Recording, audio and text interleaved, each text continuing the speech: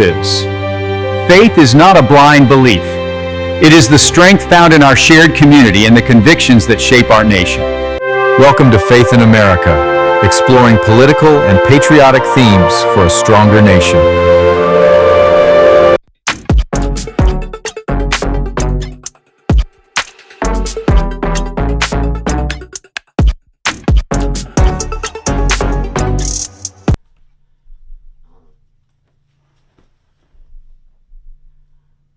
When good intentions go wrong, government programs, unintended consequences, and a biblical perspective. Welcome back to the podcast. Today we're tackling something important, something that sits at the intersection of policy, responsibility, and faith. We're talking about government programs gone wrong. Now let's be fair. Most programs don't start with bad intentions. They begin with a desire to help, fix a problem, amplify lives, stabilize society. But history shows us something sobering. Good intentions don't guarantee good outcomes. And when human systems operate without wisdom, accountability, and humility, things can spiral real quick. Today we'll walk through some real examples from invasive species disasters like the brown stink bug, the spread of kudzu, to drug history, to massive financial waste in federal programs. And we'll ask one central question. What does the Bible say about stewardship, authority, and unintended consequences? First, we're going to talk about kudzu, the vine that ate the South. We're going to start with a plant. Not just any plant, kudzu. It was introduced into the United States in 1876 at the Philadelphia Centennial Exposition. People loved it. It looked beautiful. It smelled sweet. And it grew fast. Too fast. By the 1930s through the 1950s, the U.S. government, through the Soil Conservation Society, actively promoted kudzu as a solution to soil erosion. Farmers were even paid to plant it. Think about that. The government paid people to spread what would become one of the most destructive, invasive plants in American history. Not native to the United States, brought in. Kudzu grows up to a foot per day. It climbs, suffocates, and blankets everything. Trees, houses, power lines. It doesn't just grow. It takes over. What was meant to fix erosion ended up devastating ecosystems across the South and beyond. Number two. Let's talk about another unintended consequence. The brown stink bug. It is not native to North America. It came from Asia, China, Japan, Korea, Taiwan, and was first detected in Pennsylvania in the 1990s. It likely arrived accidentally through global trade, shipping containers, cargo, packaging. But once it got here, it spread rapidly. Now it damages crops, invades homes, and costs farmers millions. Again, this wasn't intentional, but it reveals something important. Systems we build, trade, agriculture, policy, can create consequences we never even planned for. Next, let's shift to something different. The story of MDMA. In 1912, a chemist named Anton Kolisch at Merck synthesized MDMA. It wasn't meant to be a recreational drug. It was part of research into compounds that could help with bleeding. Fast forward to the 1970s. a chemist named Alexander Shulgin rediscovered it and introduced it into psychotherapy. Therapists explored its ability to lower emotional barriers. But then, something happened. It left the lab and entered into our culture. By the 1980s, it became known as ecstasy. Widely used recreationally, leading to abuse, addiction, and eventually strict government ban.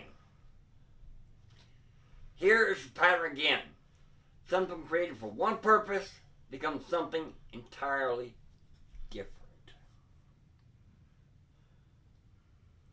Next, I want to talk about waste, fraud, and mismanagement. Let's bring it to the government, spending.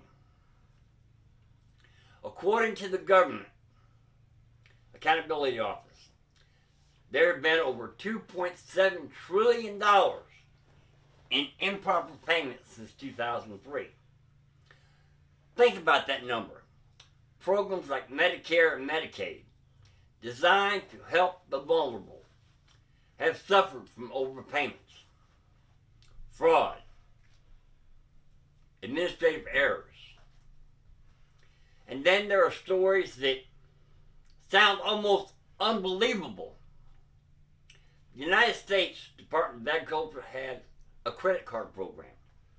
It was intended to simplify purchases for their employees, but audits revealed employees using them for personal luxury items. That's not a policy failure.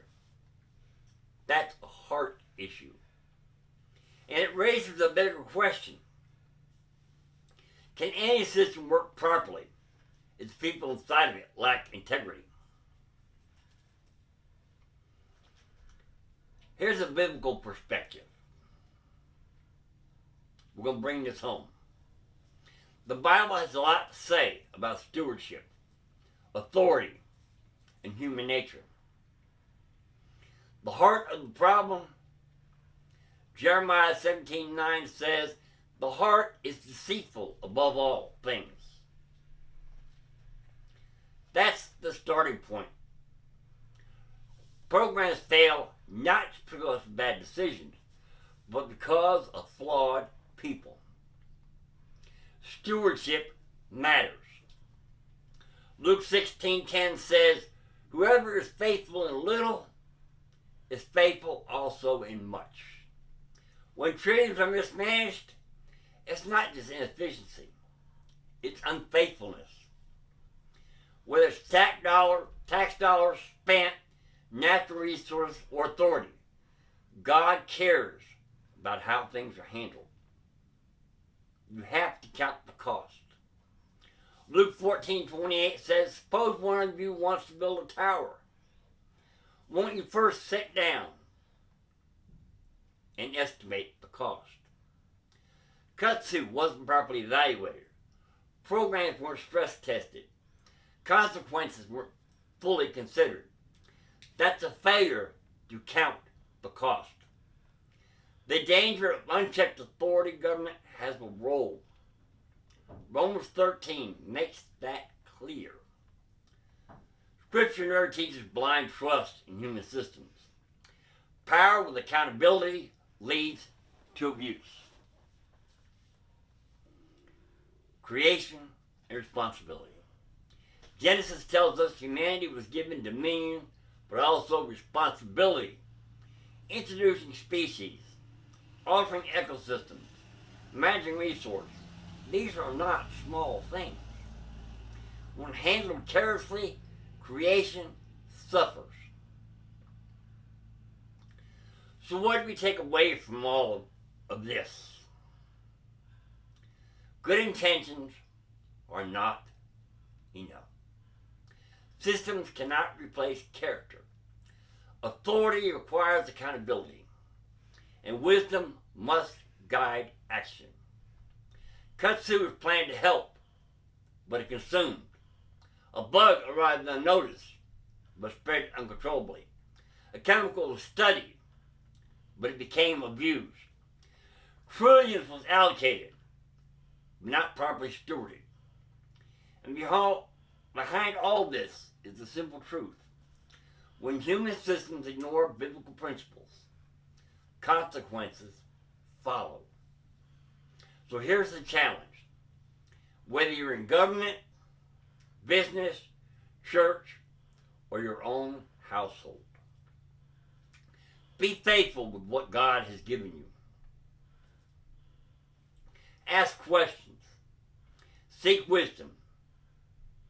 Count the cost. Because stewardship isn't just practical. It's spiritual. Thanks for listening. If this episode made you think, share it with someone, and we'll see you next time